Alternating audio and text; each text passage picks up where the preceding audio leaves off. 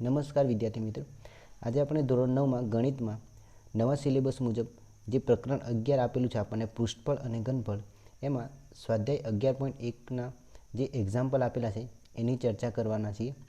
તો ચર્ચા કરીએ એ પહેલાં આપણે થોડીક બેઝિક માહિતી મેળવી લઈએ. બરાબર, તો વર્તુળનો વ્યાસ શું છે, ત્રિજ્યા શું છે, બરાબર એ તમને ખ્યાલ જ હશે, પણ થોડું આપણે પુનરાવર્તન કરી લઈએ એટલે જે વિદ્યાર્થીને ખ્યાલ ના હોય એને ખ્યાલ આવી જાય. બરાબર, તો ત્રિજ્યા એટલે શું? તો વર્તુળના કેન્દ્રથી વર્તુળ પરના કોઈપણ બિંદુ વચ્ચેનું અંતર, કે જે આ વર્તુળનું કેન્દ્ર છે અને આ વર્તુળ પરનું કોઈપણ બિંદુ, એ બે વચ્ચેનું અંતર હશે એ શું દર્શાવે છે? ત્રિજ્યા દર્શાવે છે. અને વ્યાસ એ શું દર્શાવે છે? વર્તુળના કેન્દ્રમાંથી પસાર થતી જીવા, એ શું છે? વર્તુળનો વ્યાસ. બરાબર, હવે વર્તુળનો વ્યાસ એ ત્રિજ્યા કરતાં કેવો હોય છે? બમણો હોય છે. કેવો હોય છે? ત્રિજ્યા કરતાં બમણો હોય છે. એટલે કે વ્યાસ બરાબર 2 ગુણ્યા ત્રિજ્યા. ત્રિજ્યાના આપણે બમણા કરીશું તો આપણને શું મળશે? વર્તુળનો વ્યાસ. હવે વ્યાસને શાના વડે દર્શાવાય છે? ડી વડે. અને ત્રિજ્યાને શાના વડે દર્શાવાય છે? આર વડે. તો ડી બરાબર આપણને સૂત્ર શું મળશે? 2r. તો ઘણી વખત આપણને એક્ઝામ્પલમાં શું આપેલું હશે? વ્યાસ આપેલો હશે. તો વ્યાસ પરથી આપણે ત્રિજ્યા શોધવી હોય તો શું કરવાનું છે? કશું કરવાનું નથી, એકદમ સિમ્પલ છે. વ્યાસના અડધા એટલે કે વ્યાસને 2 વડે ભાગીશું આપણે તો આપણને શું મળશે? ત્રિજ્યા મળે છે. તો ત્રિજ્યા શોધવી હોય તો જે બી વ્યાસ આપેલો હોય આપણને, તો એને કેટલા વડે ભાગી દેવાના છે? 2 વડે. તો આર બરાબર આપણને શું સૂત્ર મળે?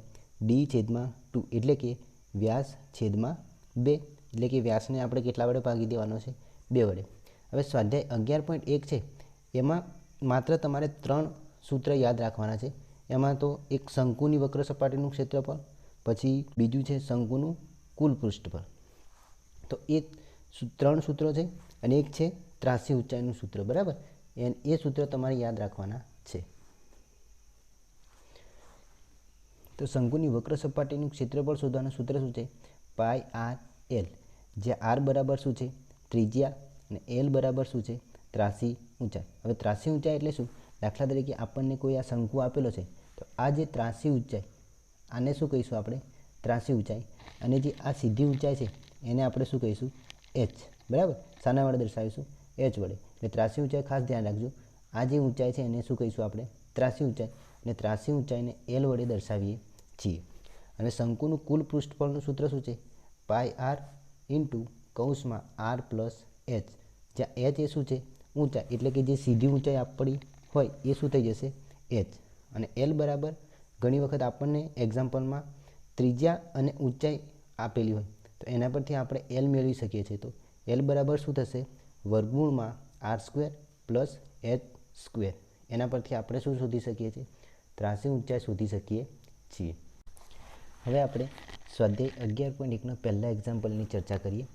તો પહેલો એક્ઝામ્પલ છે, શંકુના પાયાનો વ્યાસ 10.5 સેન્ટીમીટર અને તેની ત્રાસી ઊંચાઈ 10 સેન્ટીમીટર છે, તો તેની વક્ર સપાટીનું ક્ષેત્રફળ શોધો. હવે આપણને અહીંયા શું આપેલું છે? વ્યાસ આપેલો છે. શું આપેલું છે? વ્યાસ. તો વ્યાસને આપણે શાના વડે દર્શાવ્યા છે? તો ડી વડે. તો ડી બરાબર 10.5.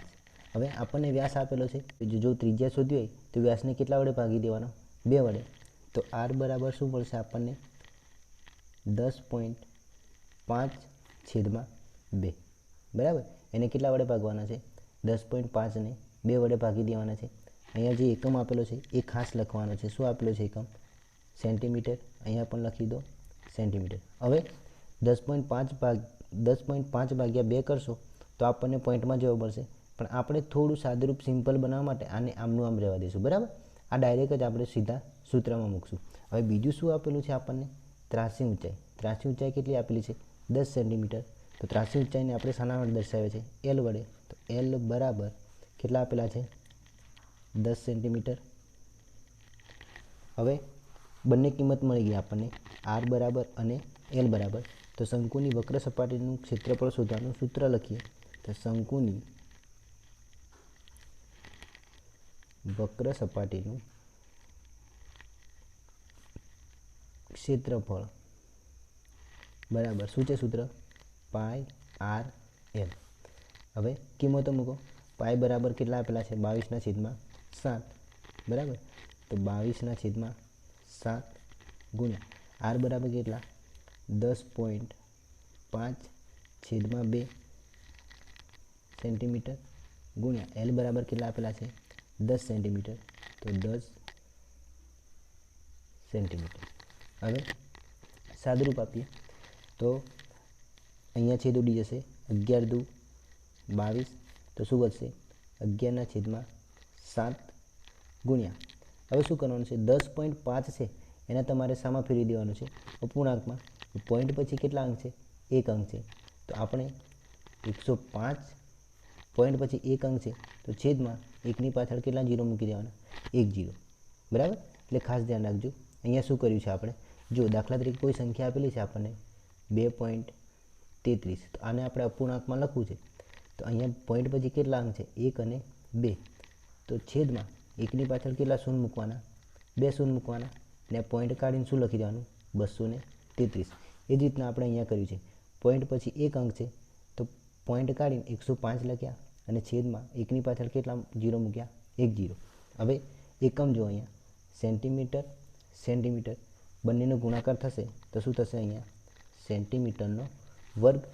હવે છેદ ઉડતા હોય તો ઉડાડી દો, આ 10 જશે આ 10, બરાબર.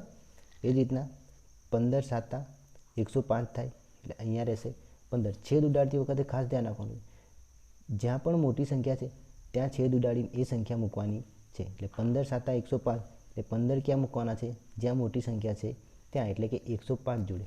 હવે વધ્યું શું આપણી જોડે 11 ગુણ્યા 15 સેન્ટીમીટર સ્ક્વેર, તો 15 ગુણ્યા 11 કરો તો 15 ગુણ્યા 11, તો 11 × 5 = 55, વધી કેટલા આવશે 5, 11 × 11 ને 5 કેટલા થશે 16. તો આપણને શંકુની વક્ર સપાટીનું ક્ષેત્રફળ શું મળશે 165 સેન્ટીમીટરનો સ્ક્વેર અથવા વર્ગ, બરાબર. એકદમ સિમ્પલ છે. તમારે ખાલી સૂત્ર યાદ રાખવાનું છે, શું પૂછ્યું છે એ ધ્યાન રાખવાનું છે.